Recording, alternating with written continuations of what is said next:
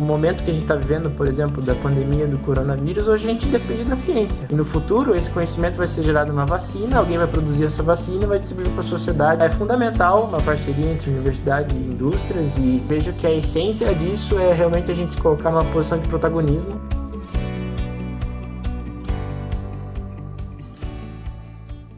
Então, eu sou o Gustavo, fiz engenharia química, na verdade, na PUC, né? Mas comecei a me interessar um pouco em relação à ciência na própria faculdade. Então, fiz 2 iniciações científicas na faculdade em si, na própria PUC. Depois entrei fazer mestrado na Federal, na área de eletroquímica, e hoje faço doutorado também em eletroquímica na Federal. Então, trabalhava na indústria, na Bosch, e aí eu procurei o mestrado para tentar resolver um problema dentro da empresa via ciência, né? Então, achei uma dificuldade, queria reduzir uma quantidade de resíduos sólidos num processo, por exemplo, de manufatura. Aquilo me incomodava no meu dia a dia e tentei juntar as duas coisas, um problema industrial junto com a curiosidade da ciência e entender os fenômenos que estavam envolvidos por trás.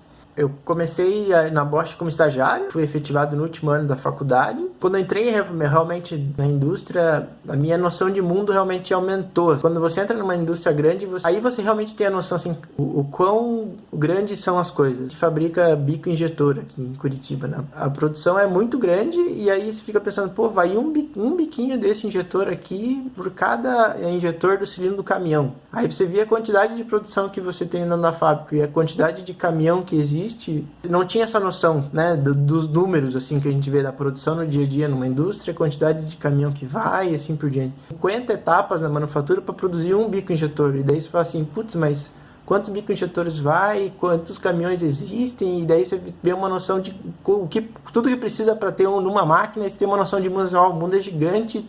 E a quantidade de conhecimento que tem aqui dentro é muito maior do que estava na minha cabeça. E na minha área de atuação que eu estava dentro no meu dia a dia, tinha vários desafios e vários problemas e aprendizados ao mesmo tempo. E aí eu tentei juntar o útil ao agradável, né? Estou numa indústria metal-mecânica, automobilística, tinha um problema e ao mesmo tempo isso poderia aplicadamente, efetivamente diminuir resíduos sólidos e deixar o processo mais robusto e mais sustentável. Aí pesquisando com outras plantas, por exemplo, dos outros lugares do mundo, dentro da Bosch mesmo, que produziam esse mesmo processo, era um problema que nenhuma outra planta já tinha tentado resolver, eu já tinha até tentado, mas por um método diferente. E aí eu pensei, putz, se eu consigo resolver esse problema aqui, isso pode ser estendido para o resto do mundo todo, e aí esse processo pode ser estendido para outras empresas, e daí imagine quanto de resíduo sólido que ia gerar e tudo mais. E tudo isso poderia ser feito através da ciência também. Vejo isso, o desenvolvimento, tudo nasce da ciência como uma coisa fundamental do país, para o desenvolvimento das pessoas, para o desenvolvimento da empresa, para o desenvolvimento de novas soluções tecnológicas. Qualquer indústria que a gente tem é uma aplicação de conhecimento, e ciência nada mais é do que geração de conhecimento. Essa mudança que hoje nosso mundo exige tem tudo a ver com competitividade, tem tudo a ver com geração de conhecimento. As parcerias que a gente faz, ela gera novas oportunidades e novos negócios para essa indústria. E ao mesmo tempo as pessoas que trabalham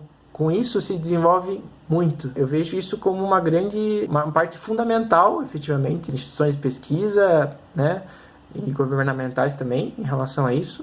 Eu entrei na Bosch como estagiário, daí trabalhei 7 anos como engenheiro de processo. Hoje eu sou líder de projeto, né, na Bosch. E uma das minhas atividades dentro da Bosch Curitiba também é essa relação de parcerias entre universidades e entre empresas. Tentar fazer esse match entre as demandas internas que a gente tem dentro da Bosch Curitiba com possíveis parceiros e possíveis pessoas que trabalham nas áreas de conhecimento que a gente tem demandas internas e problemas internos para resolver. Nesse meio de campo também envolve startups, por exemplo, porque nossas novas tecnologias a gente não sabe muito bem como vai acontecer, e muitas vezes as novas startups geram novos negócios também. A nova startup também tem outras iniciativas, e esse tipo de parceria eu vejo que ela é muito rica, né? Usando fomentos que tem algumas oportunidades do governo, editais, fomentos para que isso incentive esse tipo de trabalho. Manufatura é assim, você pode pensar quando ele nasce um produto e fala assim, o cara fala, é isso aqui que eu quero fazer, é isso que eu quero vender, vamos tentar. E aí a manufatura começa a aumentar essa escala e até a distribuição para o cliente final.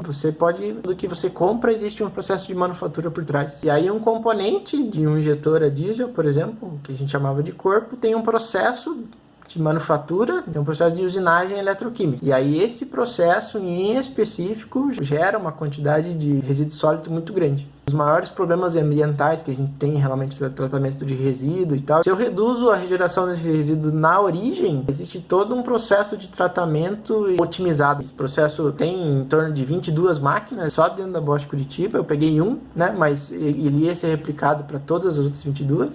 E no mundo, no mínimo 17 plantas da Bosch no mundo tem esse processo também.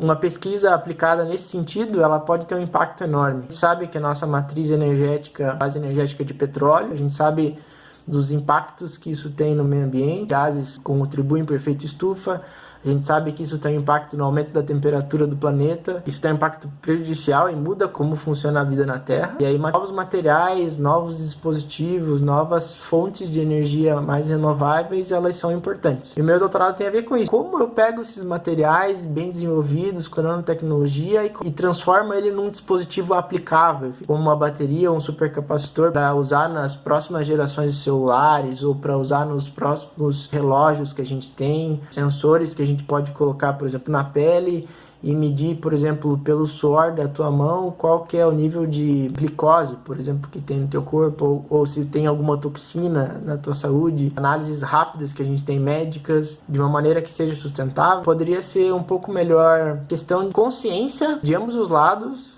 das pessoas que querem trabalhar e também serem cientistas ao mesmo tempo. A flexibilização entre algumas cobranças que se tem na universidade e você como mestrando, doutorando, né, em relação à cobrança, você é cobrado como se você fosse um aluno 100% dedicado para aquilo, mas ao mesmo tempo você trabalha na empresa e a empresa te cobra como se você fosse só 100% dedicado na empresa. E é muito difícil você ver pessoas que fazem as duas coisas, que tenham essas duas visões. Às vezes você tem muitos cientistas que eles são muito teóricos, não têm a noção prática, tem profissionais que eles são muito práticos e desprezam a ciência, e acho que isso não tem nada a ver. Esse meio campo eu vejo que ele é muito rico. Líderes, tanto acadêmicos quanto corporativos de empresas, ou líderes governamentais mesmo da nossa sociedade, ou líderes que geram movimentos, essas duas visões profissionais práticas e também muito acadêmicas, muito fortes, você vê que as decisões desses líderes eu vejo que elas são muito mais sólidas, mais efetivas e poderia melhorar muito.